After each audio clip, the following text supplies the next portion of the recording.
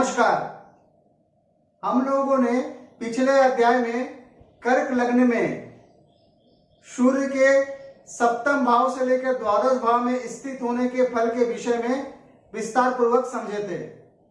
आज अध्याय संख्या 143 में हम लोग चर्चा करेंगे सिंह लग्न में सूर्य लग्न से लेकर छठे भाव में यदि स्थित हो तो क्या क्या फल होंगे।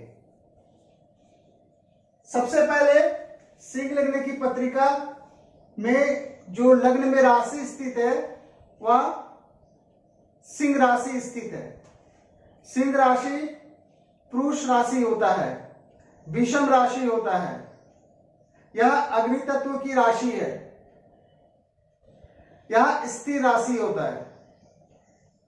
इसके बाद सूर्य एक नैसर्गिक अशुभ ग्रह है। सूर्य अग्नि तत्व ग्रह है। सूर्य सेपरेटिव इफेक्ट रखने वाले ग्रह है। सिंह लग्न में सूर्य यदि लग्न में स्थित हो तो सिंह लग्न में सूर्य यदि लग्न में स्थित हो तो यह स्वयं की राशि में ही स्थित है। तो हम लोग कह सकते हैं कि सूर्य बलवान हो जाएगा एवं यह भाव भी क्या होगा, बलवान होगा। क्योंकि हम लोग यह नियम जानते हैं कि कोई भी भावेश यदि भाव में स्थित हो तो वह बलवान होता है। तो सिंह लग्न में सूर्य यदि लग्न में स्थित हो तो हम लोग क्या क्या फल कह सकते हैं।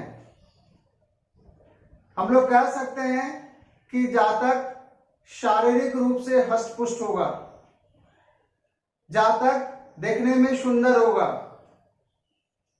जातक का कद लंबा होगा, जातक साहसी होगा,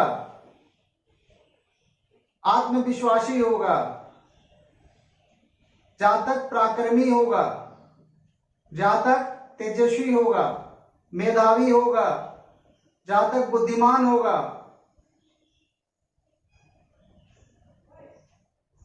तथा जातक अनुशासित होगा। इस प्रकार हम लोग सूर्य के लग्न में स्थित होने से फल को समझ सकते हैं। सिंह लग्न में सूर्य की सप्तम दृष्टि सातवें भाव में पड़ेगी। तो सातवें भाव में सप्तम दृष्टि पड़ने से यह भाव जिस राशि में दृष्टि पड़ेगी वह राशि शनि का है, तो यह इसका शत्रु का भाव होगा। यहां शत्रु राशि स्थित है तो शत्रु राशि में यह दृष्टि देंगे। तो सूर्य सप्तम भाव में दृष्टि देने से हम लोग क्या कह सकते हैं, हम लोग कह सकते हैं कि यहां से हम लोग दाम्पत्य जीवन की बात करते हैं। तो दाम्पत्य जीवन में परेशानियां हो सकती है।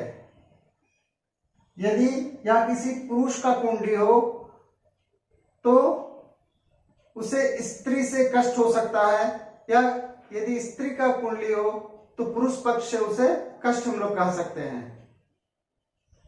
यहां से हम लोग पार्टनर की बात करते हैं तो हम लोग कह सकते हैं कि पार्टनर के बीच विवाद हो सकता है, या दशम से दशम होने के कारण यहां से हम लोग व्यवसाय की बात करते हैं तो हम लोग यहां कह सकते हैं कि जातक को व्यवसाय में परेशानियां हो सकती है। इस प्रकार हम लोगों ने सूर्य को लग्न में स्थित होने के फल को समझे। अब सूर्य दूसरे भाव में यदि स्थित हो, सूर्य दूसरे भाव में अगर स्थित होगा तो यहां हम लोग सबसे पहले ये समझते हैं कि सूर्य जो है इसे दो रूपों में समझना है। सबसे पहला हमें समझना है नैसर्गिक रूप से, दूसरा समझना हमें तात्कालिक रूप से। नैसर्गिक रूप से यह अशुभ ग्रह है, तात्कालिक रूप से यह लग्नेश है, तो तात्कालिक रूप से यह शुभ ग्रह है। तो सूर्य दूसरे भाव में बैठने से क्या है कि यह एक अशुभ ग्रह है, नैसर्गिक रूप से तात्कालिक रूप से शुभ है, तथा यह अपने मित्र के घर में स्थित है। तो सूर्य यदि दूसरे भाव में स्थित हो तो हम लोग क्या कह सकते हैं, हम लोग कह सकते हैं कि जातक की वाणी में तेज होगा, जातक का अपने कुटुंबों से संबंध तो होंगे, क्योंकि यह तात्कालिक रूप से लग्नेश होकर यहां स्थित है और वह शुभ है। तो जातक का कुटुंबों से संबंध होंगे, परंतु उस संबंधों में मधुरता नहीं आएगी, क्योंकि सूर्य एक अशुभ ग्रह है, वो अपना प्रभाव दिखाएगा। तो उन संबंधों में वह मधुरता नहीं आएगी। धन के लिए हम लोग कह सकते हैं कि धन की हानि हो सकती है, क्योंकि सूर्य एक सेपरेटिव इफेक्ट रखने वाले ग्रह होते हैं। सूर्य में सेपरेटिव इफेक्ट का प्रभाव होता है, इसलिए धन की हानि हम लोग कह सकते हैं। सूर्य यहां स्थित होकर अपने सप्तम दृष्टि से 8वें भाव को देखेगा। 8वें भाव उसके मित्र की राशि है। यहां से हम लोग आयु का विचार करते हैं, तो सूर्य लग्नेश भी है तथा अष्टम भाव में उसके मित्र के राशि को दृष्टि दे रहे हैं। तो हम लोग यह कह सकते हैं कि जातक की आयु क्षीण नहीं होगी। आयु में कुछ परेशानी होगी, परंतु क्षीण नहीं होगी। जातक यदि रिसर्च के क्षेत्र में या पुरातत्व के क्षेत्र में कार्यरत है या उस पर कार्य करता है, तो कार्य करेगा, परंतु उस कार्य को करने के लिए उसे मन नहीं लगेगा। यहां से हम लोग पुश्तैनी धन की बात करते हैं, तो उसमें परेशानियां हो सकती है। सूर्य यदि तीसरे भाव में स्थित हो, तो सूर्य यदि तीसरे भाव में स्थित है या लग्न से तीसरा भाव है, लग्नेश आकर तीसरे भाव में स्थित है तथा तीसरे भाव में तुला राशि स्थित है, तो तुला राशि में सूर्य नीच के कहे गए हैं तथा इसके स्वामी जो होते हैं वह शुक्र होते हैं। सूर्य शत्रु की राशि में स्थित है, इस प्रकार हम लोग समझ सकते हैं। तो यहां हम लोग सूर्य के तीसरे भाव में स्थित होने के क्या फल कह सकते हैं? हम लोग यहां कह सकते हैं कि जातक अपने पराक्रम से, अपने परिश्रम से अपनी जिंदगी में सफलता को प्राप्त करेगा। सूर्य तीसरे भाव में स्थित होने से हम लोग कह सकते हैं कि जातक के छोटे भाई बहन नहीं हो सकते हैं। यदि मान लेते हैं कि तीसरा भाव या मंगल किसी अन्य और अशुभ ग्रहों से प्रभावित हो जाए, तो हम लोग कह सकते हैं कि जातक ही घर में छोटा भाई होगा, उससे और छोटे भाई बहन नहीं हो सकते हैं। तीसरे भाव में सूर्य स्थित होकर वो क्या करेंगे? नौकर चाकर को अपने वो परेशान करेंगे। यहां से अपने जूनियर की बात करते हैं, तो यदि जातक किसी ऑफिस में कार्यरत है तो अपने जूनियर को परेशान करेंगे। इस प्रकार हम लोग तीसरे में स्थित होने के फल को समझ सकते हैं। सूर्य तीसरे भाव में स्थित होकर अपने सप्तम दृष्टि से नवम भाव को प्रभावित करेगा। नवम भाव में जो राशि हुआ उसके मित्र की राशि है, तो हम लोग यहां कह सकते हैं कि ये भाग्य का साथ प्राप्त होगा, परंतु पिता से मतभेद होंगे। यहां से हम लोग धार्मिक कार्य की बात करते हैं, तो जातक धार्मिक होगा, परंतु धर्म कर्म में उतना मन नहीं लगाएगा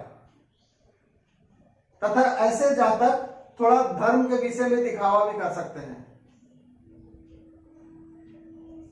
इस प्रकार हम लोग सूर्य के फल को समझ सकते हैं तीसरे भाव में स्थित होने से। सूर्य यदि चौथे भाव में स्थित हो, तो सूर्य चौथे भाव में स्थित है तो सूर्य के लिए अच्छा हो गया, उसके कारक तत्व के लिए अच्छा हो गया तथा अपने मित्र की राशि में स्थित है। साथ ही साथ यह लग्न भी है, तो लग्नेश आकर केंद्र में स्थित हो गया, चौथे भाव में स्थित हो गया, तो लग्न के लिए फल हम लोग अच्छा ही कहेंगे। परंतु सूर्य का शुभ ग्रह है, तो चतुर्थ भाव में बैठने से इस भाव के फल में परेशानी होगी। तो हम लोग यह कह सकते हैं कि जातक के माता को कष्ट कहेंगे। चूंकि सूर्य अपने मित्र के घर में स्थित है तथा यह लग्नेश भी है, तो हम लोग कह सकते हैं कि जातक को भूमि, वाहन, वाहन आदि का सुख प्राप्त होगा। परंतु सूर्य एक अशुभ ग्रह भी है, तो जातक को भूमि, वाहन, वाहन का सुख प्राप्त होगा, परंतु परेशानियों के साथ। हो सकता है कि प्राप्त होने में उसे विलंब हो, किंतु प्राप्त होगा।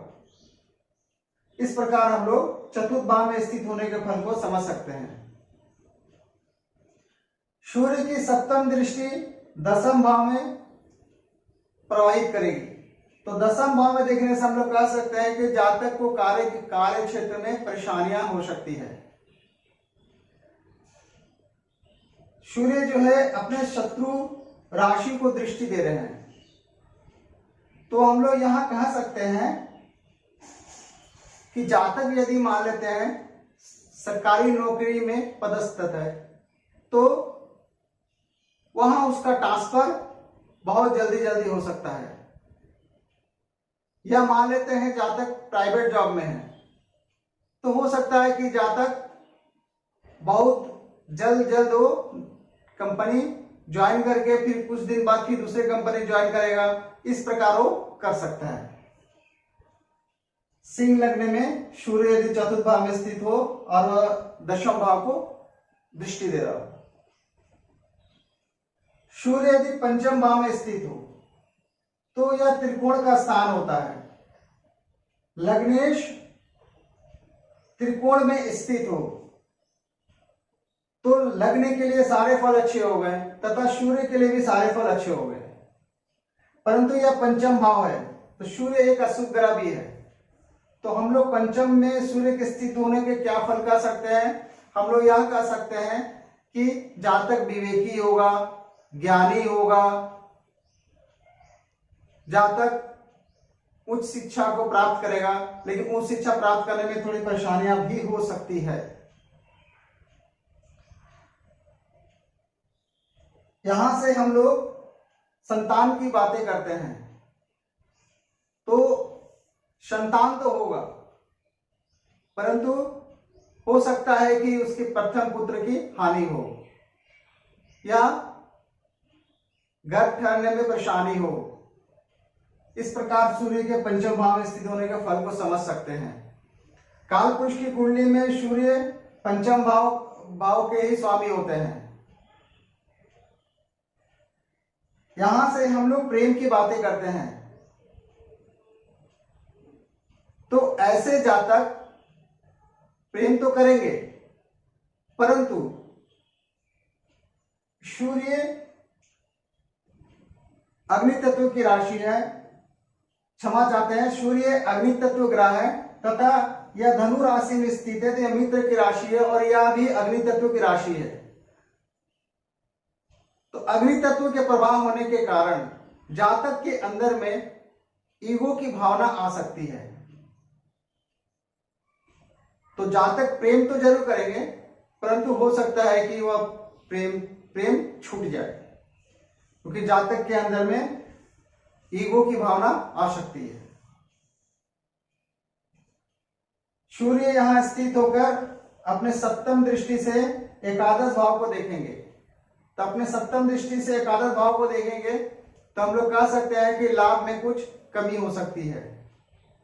यहां से बड़े भाई बहनों की बात करते हैं, तो कह सकते हैं कि बड़े भाई बहनों के बीच में परेशानियां हो सकती है या संबंध में मधुरता नहीं हो सकती है।